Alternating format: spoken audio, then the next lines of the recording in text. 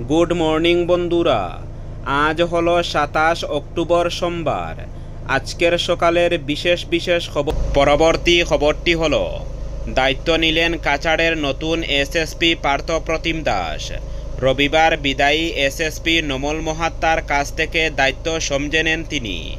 এর আগে পার্থপ্রতিম দাস শ্রীভূমি জেলার এসএসপি হিসাবে দায়িত্ব পালন করেন। বর্তমানে শ্রীভূমি জেলার এসএসপির দায়িত্বে লীনা দুলে।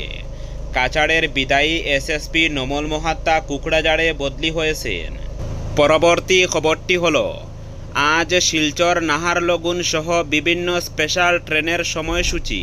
উৎসবের মরশুমে যাত্রী চাহিদা বেড়ে যাওয়ায় ভারতীয় রেলওয়ে ব্যাপক ব্যবস্থা গ্রহণ করেছে। দুর্গোৎসব, দীপাবলি এবং ছট পুজোর সময় নির্বিঘ্নে ভ্রমণ নিশ্চিত করার জন্য 12,011টি বিশেষ ট্রেন পরিচালনা করেছে ভারতীয় রেল, যা গত বছরের একই সময়ে 7,724টি ট্রেনের তুলনায় অনেক বেশি।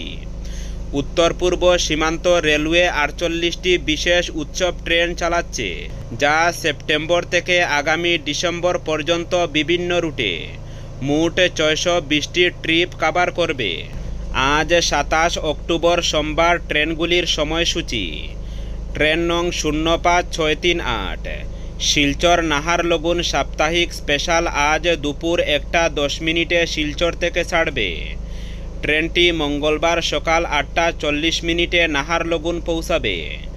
ট্রেন নং 08622 কামাক্কা রাঁচি সাপ্তাহিক স্পেশাল কামাক্কা থেকে আজ গভীর রাত 2টায় রওনা দিয়ে মঙ্গলবার ভোর 4:40 রাঁচি পৌঁছাবে।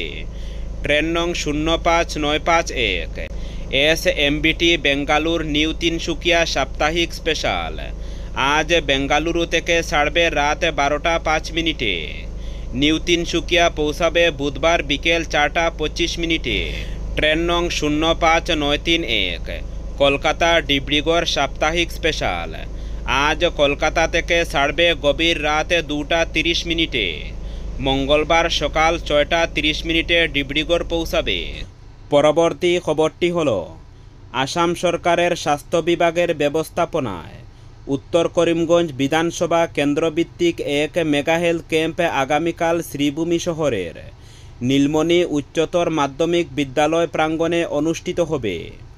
এই মেগা হেলথ ক্যাম্প মূলত 0 থেকে 18 বছর বয়সীদের জন্য স্বাস্থ্য পরীক্ষা, চিকিৎসা ও প্রয়োজনে রেফারেল সুবিধার মাধ্যমে উন্নত চিকিৎসার জন্য রাজ্যের উন্নত মেডিকেল কলেজ বা বিশেষ ক্ষেত্রে বহিরাজ্যের উন্নত হাসপাতালে সম্পূর্ণ সরকারি খরচে চিকিৎসা পরিষেবা প্রদান করা হবে। সমাজের সকল স্তরের নাগরিকদের এই মেগা হেলথ ক্যাম্পের সুবিধা গ্রহণ করতে শ্রীভূমি জেলা স্বাস্থ্য বিভাগ থেকে আহ্বান জানানো হয়েছে। পরবর্তী খবরটি হলো, আসাম বিধানসভার শীতকালীন অধিবেশন আগামী 25 নভেম্বর থেকে আরম্ভ হবে। রাজ্যপাল লক্ষ্মণ প্রসাদ আচার্যের ভাষণের মাধ্যমে অনুষ্ঠেয় এই অধিবেশনে বেশ কয়েকটি বিল উত্থাপন করা হবে। এছাড়া কয়েকটি গুরুত্বপূর্ণ প্রতিবেদন দাখিল করারও কথা রয়েছে। রাজ্য সরকার বিধানসভার শীতকালীন অধিবেশনে লাভ জেহাদ, বহু বিবাহের বিরুদ্ধে বিল এবং সত্র সংরক্ষণ সম্পর্কে বেশ কয়েকটি বিল উত্থাপন করার সিদ্ধান্ত নেওয়া হয়েছে। মুখ্যমন্ত্রী ডক্টর হিমন্ত বিশ্ব শর্মা ইতিমধ্যে এই বিষয়ে জানিয়েছেন। এছাড়া 6টি জনগোষ্ঠীর জনজাতিকরণ সম্পর্কে মন্ত্রিগোষ্ঠীর প্রতিবেদনের সঙ্গে নেলি হত্যাকাণ্ড নিয়ে গঠন করা তিওয়ারি কমিশনের প্রতিবেদন বিধানসভায় দাখিল করা হবে। অনুরূপভাবে চা বাগানের শ্রমিকদের জমির অধিকার প্রদান এবং আসামের প্রতিটি মেডিকেল কলেজে চা বাগানের শিক্ষার্থীদের জন্য 4টি করে আসন সংরক্ষণ করার জন্য বিধানসভায় বিল উত্থাপন করা হবে। পরবর্তী খবরটি হলো, 2026 সালের বিধানসভা নির্বাচনের আগে কাঠিগড়ার রিফিউজি রিহ্যাবিলিটেশন খাস জমিতে বসবাস করা লোকজনের ভাগ্যে জুটতে পারে পাট্টা। এমনটাই ইঙ্গিত দিলেন উত্তর করিমগঞ্জের বিধায়ক কমলাক্ষ দেব পুরকাইস্ত। পাট্টা প্রদানের এই কাজ ত্বরান্বিত করতে মুখ্যমন্ত্রীর নির্দেশে কাঠিগড়ায় আসছেন অতিরিক্ত একজন সার্কল অফিসারও। রবিবার এক অনুষ্ঠানে বক্তব্য রাখতে গিয়ে একথা জানান বিধায়ক। দেশভাগের বলি হয়ে পূর্ব পাকিস্তান থেকে একসময় যাকে যাকে বাঙালি হিন্দুরা এসে আশ্রয় নিয়েছিলেন কাছাড় জেলার কাটিগড়ায়। সীমান্ত অঞ্চল হওয়ায় সেখানে এসেই আশ্রয় নিয়েছিলেন উদ্বাস্তুরা। তৎকালীন সরকার খাস জমিতে তাদের আশ্রয় দিয়েছিল। নামকরণ করা হয়েছিল রিফিউজি রিহেবিটেশন খাস আর খাস। অসমের অন্য কোথাও রিফিউজি রিহেবিটেশন খাস আর খাস জমি বলে কোনো খাস জমির অস্তিত্ব না থাকলেও কাটিগড়ায় রয়েছে কয়েকশো বিঘা ভূমি। আর এই